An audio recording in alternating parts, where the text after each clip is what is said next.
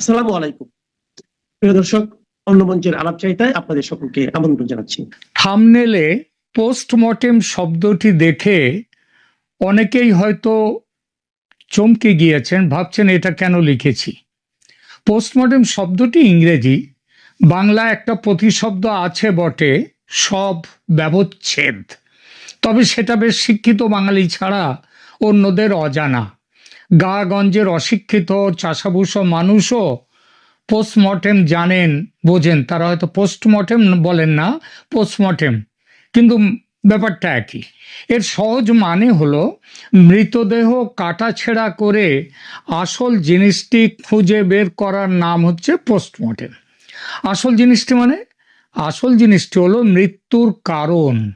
Postmortem আর এক অর্থেও ব্যবহার হয়ে থাকে, তা হলো কোনো বক্তব্যকে, কোনো বিষয়কে কাটাছেঁড়া করে তার ভেতরে লুকিয়ে থাকা আসল জিনিসটাকে বের করে নিয়ে আসা। এই পদ্ধতির নাম হচ্ছে পোস্টমর্টেম। গতকাল 23শে জানুয়ারি 2026 তারিখে দিল্লির foreign correspondents club FCC of south Asia, এটা অনেকেই বলছেন যে এটা ভারতে যারা কাজ করেন বিদেশি সাংবাদিকরা তাদের বোধহয় সংগঠন, এটা তা নয়। এই সংগঠনটার পুরো নাম হচ্ছে foreign correspondents club of south Asia. অর্থাৎ এখানে ভারতে কাজ করা সাউথ এশিয়ার বিদেশের করেসপন্ডেন্টদের, সাউথ এশিয়ার, তাদের এখানে একটা সংগঠন। এবং সেই সংগঠন তারাই ডেকেছিল এক সাংবাদিক সম্মেলন। তারাই সম্মেলনের যে কার্ড দিয়েছিল, নিমন্ত্রণপত্র, আমন্ত্রণপত্র, সেখানটায় লিখেছিল এখানে একটি রেকর্ডেড অডিও ভার্সনে বক্তব্য রাখবেন প্রাক্তন প্রধানমন্ত্রী। কথাটা বলা হয়নি, বলা হয়েছিল প্রধানমন্ত্রী শেখ হাসিনা। প্রধানমন্ত্রী শেখ হাসিনা, অর্থাৎ এই ক্লাবের প্রেসিডেন্ট, তিনি নিজে সবাইকে এই আমন্ত্রণপত্র পাঠিয়েছেন এবং সেখানে বক্তা হিসেবে শেখ হাসিনার পরিচয় দেওয়া হয়েছে প্রধানমন্ত্রী শেখ হাসিনা। এই বার্তাটা আপাতভাবে সাদামাটা যেভাবে বলা হয়েছে, অনেকে অত খেয়াল করেননি, আর খেয়াল করেননি বলে এত সব কথা উঠছে যে প্রাক্তন প্রধানমন্ত্রী ইত্যাদি ইত্যাদি বলা হচ্ছে, তিনি সেখানে দেখা করবেন, দেখা দেবেন, এসব কিচ্ছু না। তার আগেই ঠিকভাবে সব কিছু বলা হয়ে গিয়েছিল। বিষয়টা হচ্ছে মানুষের আকাঙ্ক্ষা, কৌতূহল, এটা কিন্তু একটা প্রচণ্ড উচ্চতায় পৌঁছে গিয়েছিল কালকের এই ভাষণের জন্যে, এই অনুষ্ঠানের জন্যে। সেখানে যেভাবে মানুষ ভেবেছিল, যেভাবে 71-এর 7ই মার্চ বঙ্গবন্ধু ডাক দিয়েছিলেন মানুষকে যুদ্ধে নামার জন্য, মনে পড়ে সেই ডাক? একটু শুনে নিন যখন কথাটা উঠলই। এবং তোমাদের যা কিছু আছে তাই নিয়ে প্রস্তুত থাকো। মনে রাখবা, রক্ত যখন দিয়েছি, রক্ত আরো দেব, এদেশের মানুষকে মুক্ত করে ছাড়বো ইনশাআল্লাহ। তার সঙ্গে ভেবেছিল, মানুষের ভাবনা ছিল, তার সঙ্গে শেখ হাসিনার গতকালকের ভাষণের একটা যেন তুলনা মানুষের মনের মধ্যে স্বাভাবিকভাবেই এসে গিয়েছিল, যে শেখ হাসিনাও হয়তো কালকে এরকম উদ্দীপ্ত কোনো ভাষণ দেবেন। কিন্তু তিনি খুব থেমে থেমে শান্তভাবে তার যা বলার সেই কথাগুলো বলেছেন। ইউটিউবে বহু চ্যানেল শেখ হাসিনার ভাষণ টেলিকাস্ট করেছে গতকাল। বাংলাদেশের বিরাট সংখ্যক মানুষ দেখেছেন ও শুনেছেন সে ভাষণ, কিন্তু তাদের প্রতিক্রিয়া যেন কি যেন পেলাম না ঠিক মতো, কেমন যেন নরম। গত কয়েক মাসে জননেত্রী শেখ হাসিনা বেশ কিছু অডিও ভাষণ দিয়েছেন দলের নেতাকর্মীদের উদ্দেশ্যে। বিভিন্ন দেশি বিদেশি সংবাদ মাধ্যমে ইমেল মারফত ইন্টারভিউ দিয়েছেন, কিন্তু পাবলিক মঞ্চে এই প্রথম তার ভাষণ। যদিও রেকর্ড করা অডিও ভাষণ, তবুও বাংলাদেশের মানুষের তীব্র কৌতূহল ছিল তিনি কি বলেন সেটা জানার জন্য। আমার চ্যানেলের এমন কিছু নিয়মিত দর্শক আছেন যারা ফোনে নিয়মিত যোগাযোগ রাখেন আমার সঙ্গে। পাঁচ জন ছাড়া এদের সবাই আওয়ামী লীগের সমর্থক। 2-3 জন বিএনপি আছেন এবং একজন অতি শিক্ষিত দাড়ি গোঁফ কামানো একজন অধ্যাপক, তিনি জামাত সমর্থক। এদের প্রায় সবাই কাল সন্ধে আর আজ সকাল থেকে ফোন করছেন আমাকে। সবার একটাই বক্তব্য, দাদা নেত্রী কি বললেন বলুন তো। যারা আওয়ামী লীগ সমর্থক তাদের কথা শুনে মনে হলো তাদের মন ভরেনি, তারা আরো কিছু চেয়েছিলেন। জ্বালাময়ী কোনো ভাষণ, রাস্তায় নেমে এসে ঝাঁপিয়ে পড়ার ডাক। বিএনপি সমর্থকরাও শুনেছেন হাসিনার ভাষণ, তারাও একটু থমকে গেছেন। খবর পেয়েছি মোহাম্মদ ইউনূস এবং তার উপদেষ্টারাও শুনেছেন। তারাও ভেবেছিলেন জামাতকে রুখতে, ইউনূসকে রুখতে হয়তো নেত্রী স্পষ্টভাবে বিএনপির সঙ্গে একটা সম্পর্ক তৈরির কথা বলবেন, সেটা বললে আবার ইউনূসের লোকজনদের সুবিধা হয়। আর জামাতের সমর্থক অধ্যাপক ভদ্রলোক তো দৃশ্যত বেশ খুশি। শেখ হাসিনার ভাষণ সাড়া ফেলতে পারেনি, তিনি স্পষ্ট বললেন। তিনিও ভেবেছিলেন শেখ হাসিনা নিশ্চয়ই তার বাবার দেয়া 7 মার্চের মতো কোনো জ্বালাময়ী ভাষণ দেবেন। আসলে 71 আর 26 তো এক নয়। বঙ্গবন্ধু ভাষণ দিয়েছিলেন তার দেশের মাটিতে দাঁড়িয়ে, শেখ হাসিনা বিদেশে ভারতের মাটিতে নির্বাসিত জীবনে। বঙ্গবন্ধু যখন ভাষণ দিয়েছিলেন তখন তিনি বন্দী ছিলেন না, কিন্তু নির্বাসিত জীবনে রয়েছেন এখন শেখ হাসিনা। বঙ্গবন্ধু শ্রোতা ছিল দেশের আপামর মানুষ। শেখ হাসিনার কালকের ভাষণ ছিল বিদেশি সাংবাদিকদের আয়োজিত সভায়। 71-এর লড়াই ছিল বিদেশি 71-এর লড়াই ছিল পাকিস্তানি হানাদারদের বিরুদ্ধে, আর 26-এর লড়াই বিপথগামী ঘরের মানুষের বিরুদ্ধে।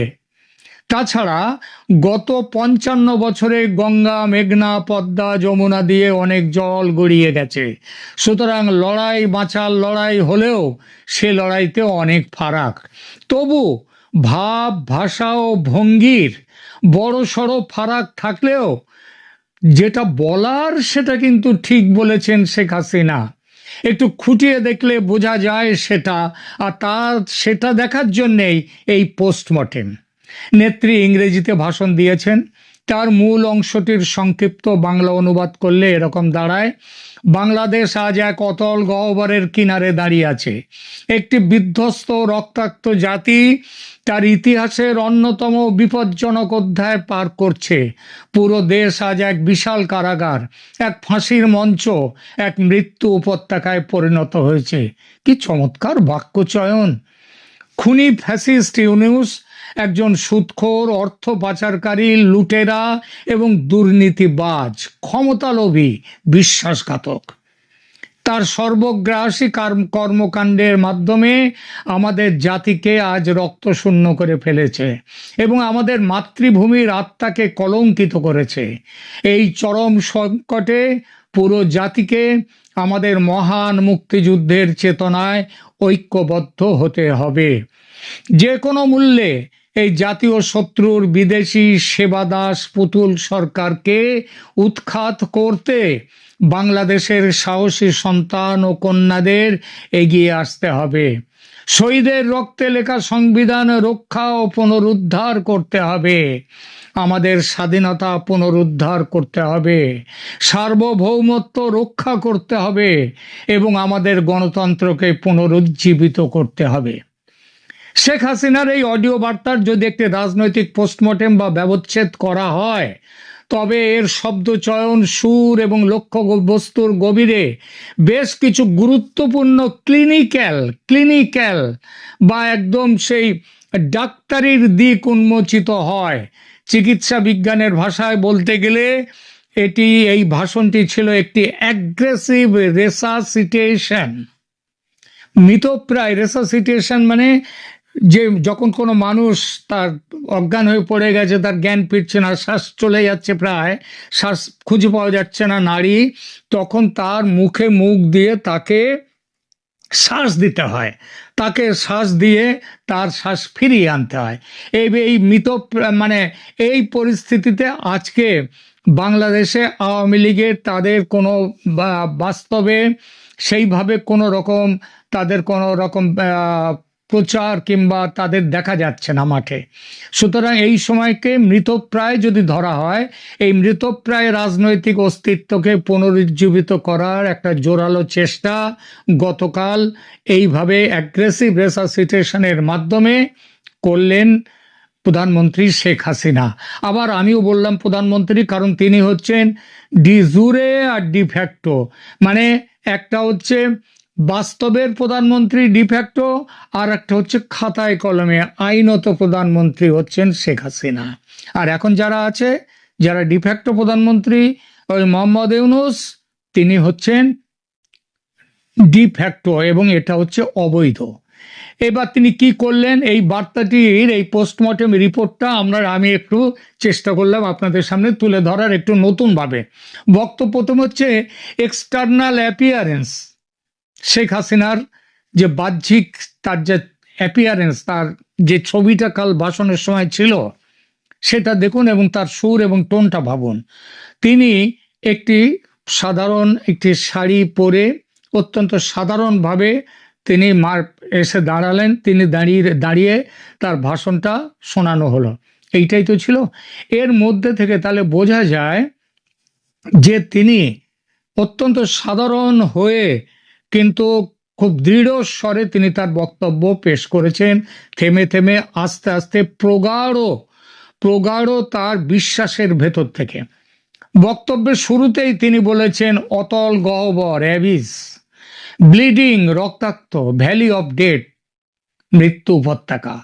এই শব্দগুলির ব্যবহার হচ্ছে একটি হাইপারবোলিক ট্রমা বা চরম একটা আতঙ্কের পরিস্থিতি তৈরি করে।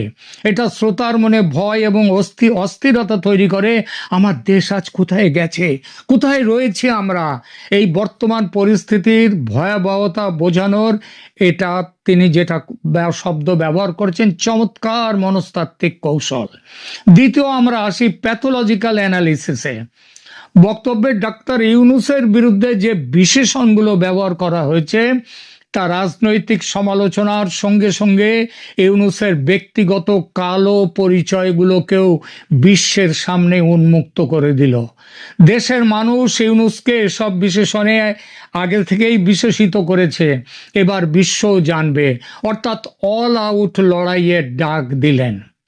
আক্রমণের ধরনটা দেখুন, তিনি ইউনূসকে বলছেন সুদখোর, অর্থ পাচারকারী, বিশ্বাসঘাতক, এবং তার জন্য কি ডায়াগনোসিস করলেন রোগের, তিনি প্রতিপক্ষকে নৈতিকভাবে দেউলিয়া প্রমাণ করার মাধ্যমে নেত্রী তার নিজের সরকারের ওপরে যে অভিযোগ করা হয় 15 বছরের ফ্যাসিস্ট শাসন, সেই শাসনকে যে বৈধ ছিল আজকের বাংলাদেশের সাথে তার সময়ের বাংলাদেশের একটা তুলনা করে এবং ইউনূসের চরিত্রগত পার্থক্যতা দেখিয়ে দিয়ে তিনি বলে দিলেন তার শাসনের বৈধতা।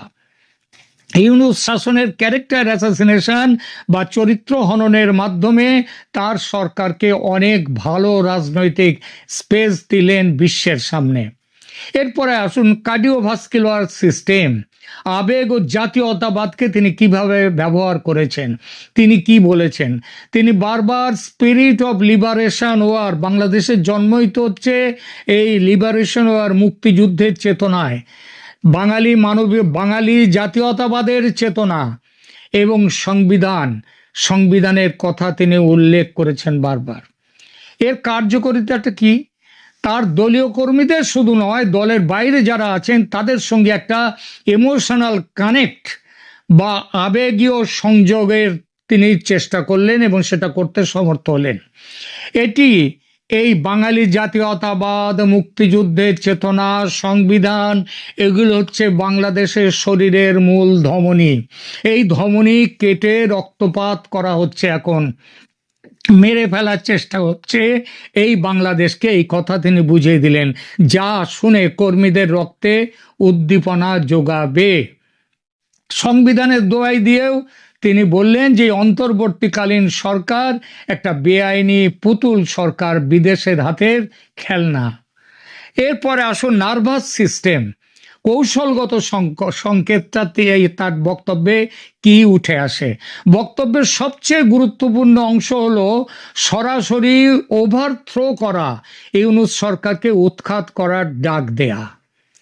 এর উদ্দেশ্যটা কি? এর উদ্দেশ্য হলো 12ই ফেব্রুয়ারি নির্বাচনকে কেন্দ্র করে দলীয় কর্মীদের মাঝে একটি ফাইট অর ফ্লাইট রেসপন্স তৈরি করা। অর্থাৎ হয় রাজপথে নেমে প্রতিরোধ করো, এই প্রতিরোধে নামার ভাষাটা শেখ মুজিবরের মতো, বঙ্গবন্ধুর মতো সেই এক টোনে নয়, কিন্তু সেই একই কথা কিন্তু এখানে উঠে এসেছে যে হয় রাজপথে নেমে প্রতিরোধ করো, নয়তো অস্তিত্ব বিলীন হওয়ার অপেক্ষায় থাকো। ভাষণের খুব লক্ষণীয় বিষয়, তিনি কিন্তু পথে পথে প্রতিরোধ গড়ে তোলার ডাক দিয়ে দিয়েছেন। তাহলে পোস্টমর্টেম টেবিলে কি মূল পাওয়া গেল? ব্যবহৃত তিনি অক্সিজেন হিসেবে, তিনি ফুসফুসে অক্সিজেন হিসেবে তিনি সংবিধান পুনরুদ্ধার, জাতীয়তাবাদ, মুক্তিযুদ্ধের চেতনা, এসব শব্দগুলো ব্যবহার করেছেন, এইগুলোকে নিয়ে এসছেন। আন্তর্জাতিক মহলে এই সরকারের বৈধতা নিয়ে প্রশ্ন তুলেছেন। তার কৌশলটা কি? না, ইউনূস হচ্ছেন, এই সরকার হচ্ছে বিদেশি সেবাদাস, সার্বভৌমত্বের ভয় দেখিয়ে সাধারণ মানুষের যে সার্বভৌমত্ব চলে যাচ্ছে এই সরকারের হাতে, এইটা বলে তিনি মানুষের জাতীয়তাবাদকে তিনি এগিয়ে নিয়ে চলে যাওয়ার পথে বড় তিনি সংকেত দিলেন এবং সেই কথা বললেন। এরপরে দেশকে মুক্ত করতে গেলে, লিভারের ডিটক্সিকেশন, সেটা করতে গেলে কি করতে হবে? তিনি দুর্নীতিবাজ ও লুটেরা, এদেরকে দেশ থেকে, এরাই সব কিছুর মূল, এদেরকে, কারণ তার সময় তো সত্যি বাংলাদেশ এগিয়ে গিয়েছিল, তারা 38% থেকে দারিদ্র সীমা সেটা 18%-এ নামিয়ে এনেছিল, এটা কম কথা নয়। এবং তিনি এই সব কিছুর পেছনে তিনি কিসের ওপরে ভিত্তি করে তিনি এই কাঁটার যে লড়াইয়ের আগামী দিনের কাঠামোটা তৈরি করছেন, সেটা কিসের? মুক্তিযুদ্ধের চেতনার ওপরে ভিত্তি করে। এই অডিও বার্তাটি কোনো নমনীয় রাজনৈতিক সমঝোতার ইঙ্গিত দেয় না, বরং এটি একটি তীব্র এক্সিস্টেন্সিয়াল ব্যাটেল বা অস্তিত্ব বাঁচাবার লড়াইয়ের ঘোষণা। ডক্টর ইউনূসকে ব্যক্তিগতভাবে আক্রমণ করে তিনি মূলত তৃণমূল কর্মীদের এই বার্তা দিয়েছেন যে আওয়ামী লীগ এখনো মাঠ ছাড়েনি, আর এবার ঘরে বসে থাকার দিন শেষ, এখন লড়াই করে বাঁচতে হবে।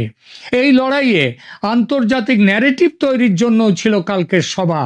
পশ্চিমা বিশ্ব এবং ভারতের কাছে জামাতকে, ভারত তো চেনেই জামাতকে, কিন্তু পশ্চিমা বিশ্বের কাছে জামাতকে একটি চরমপন্থী নাশকতাবাদী মৌলবাদী শক্তি হিসেবে উপস্থাপন করলেন।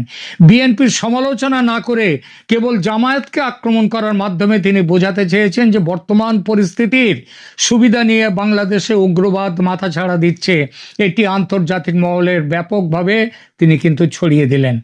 এরপরে আসি নির্বাচনী সমীকরণ নিয়ে তিনি কি ভাবছেন, সেটাও কিন্তু উঠে এসেছে। 12ই ফেব্রুয়ারি নির্বাচনকে সামনে রেখে তিনি হয়তো বিএনপিকে একটা সিগন্যাল দিতে চেয়েছেন যে ভবিষ্যতে কোনো এক পর্যায়ে আওয়ামী লীগ বিএনপির সাথে ক্ষমতার ভারসাম্য নিয়ে আলোচনার পথ খোলা রাখবেন। সাধারণ আওয়ামী লীগ সমর্থকরা শেখ হাসিনার কালকের ভাষণকে কেউ কেউ নরম ভাবতেই পারেন, কিন্তু এই অডিও বার্তাটি বাংলাদেশের রাজনৈতিক অঙ্গনে কিন্তু পলিটিক্যাল শকওয়েভ তৈরি করেছে। যারা বুঝবার, বিপক্ষে বসে যারা বুঝবার, তারা কিন্তু সব ভালোই বুঝতে পেরেছে। অন্তর্বর্তী সরকার কি প্রতিক্রিয়া দিয়েছে একটু বলি। সরকার বিষয়টিকে অত্যন্ত গুরুত্বের সাথে নিয়েছে। তারা সরকারের উচ্চপদস্থ পর্যায় থেকে বলা হয়েছে ভারতের মাটি ব্যবহার করে বাংলাদেশের বিরুদ্ধে উস্কানিমূলক বক্তব্য দেয়াকে বন্ধুত্বের পরিপন্থী এবং বাংলাদেশের আভ্যন্তরীণ বিষয়ে হস্তক্ষেপ হিসেবে দেখছে সরকার। এটা পাগল না হলে এই কথা বলে না। দুদিন আগে বাংলাদেশ থেকে তার পরিবারের সমস্ত দূতাবাসের কর্মীদের ফেরত নিয়ে এসে বা কর্মীর পরিবারদের ফেরত নিয়ে এসে ভারত তার যা বক্তব্য সেটা বুঝিয়ে দিয়েছে, এবং গত 1.5 বছর ধরে একটু একটু করে বোঝাচ্ছিল, এখন পরিষ্কার করে বুঝিয়ে দিয়েছে। সুতরাং বন্ধুত্বর পরিপন্থী এখন বাংলাদেশ ভারতের বন্ধু নয়, এটা ভারত পরিষ্কার করে বলে দিয়েছে। এরপরে অন্তর্বর্তী সরকারের যিনি অ্যাটর্নি জেনারেল, তার অফিস থেকে ইঙ্গিত দেওয়া হয়েছে যে বিদেশে বসে রাষ্ট্রদ্রোহমূলক বক্তব্য দেওয়ার অপরাধে শেখ হাসিনার বিরুদ্ধে নতুন করে আইনি ব্যবস্থা নাকি নেওয়া হতে পারে। নাও না, মৃত্যুদণ্ড দেওয়া হয়েছে, একবার তো মৃত্যুদণ্ড দিয়েছ, আরো 100টা মৃত্যুদণ্ড দেওয়া হয় না? শরীর তো একটাই, কটা মৃত্যুদণ্ড দেবে? রাজনৈতিক দলগুলোর অবস্থান কিন্তু বেশ চমৎকার। বিএনপি নেতারা বেশ সতর্ক প্রতিক্রিয়া দিচ্ছেন। জামাতের প্রতি আমেরিকার সমর্থন নিয়ে বিএনপি ইতিমধ্যেই চূড়ান্ত ক্ষুব্ধ। ভোটে জালিয়াতি করে ইউনূস জামাতকে জেতাবেন, সে কিভাবে জেতাবেন তার অনেক খবর বেরিয়ে আসছে, সেটাও দেখছে বিএনপি। একটা খবর এর সাথে ঝড়ের বেগে বইছে ভেতর ভেতর, যে 12ই ফেব্রুয়ারি তৈরি হয়ে মাঠে নামবে বিএনপি এবং ভারত তাদের সমর্থনেও থাকবে। আর আওয়ামী লীগ সঙ্গে থাকলে তো কথাই নেই, সরকার বিরোধী শক্তির জোর তো বাড়বে। তাহলে সেটাই কি গৃহযুদ্ধের শুরু? হতেও পারে। জামাতে ইসলামী, স্বাভাবিকভাবে জামাতের পক্ষ থেকে তীব্র নিন্দা জানানো হয়েছে কালকের হাসিনার এই ভাষণের, এবং দিল্লিতে বসে এই ভাষণ দেওয়ার ব্যবস্থা করে দেওয়ায় ভারতেরও সমালোচনা করেছে। কিন্তু সাধারণ মানুষ কি বলছে? সাধারণ মানুষের মাঝে মিশ্র প্রতিক্রিয়া, কিন্তু এই প্রতিক্রিয়া কিন্তু দেখা যাচ্ছে প্রধানত ইতিবাচক। সাধারণ মানুষ প্রকাশ্যে চিৎকার করে বলছে, এর চেয়ে শেখ হাসিনার আমলে অনেক ভালো ছিলাম। সাধারণ মানুষ খুশি এটা ভেবে যে জননেত্রী অবসরের কথা বলছেন না, রুখে দাঁড়াবার কথা বলছেন, তার মানে তিনি যুদ্ধের জন্য তৈরি, আর তিনি নেতৃত্বে থাকলে বাংলাদেশের মানুষের জয় অনিবার্য। মানুষ বুক বাঁধছে সেই আশায়। এই হলো কালকের শেখ হাসিনা, প্রধানমন্ত্রী শেখ হাসিনার ভাষণের একটা পোস্টমর্টেম। কেমন লাগলো জানাবেন আর কমেন্ট করে।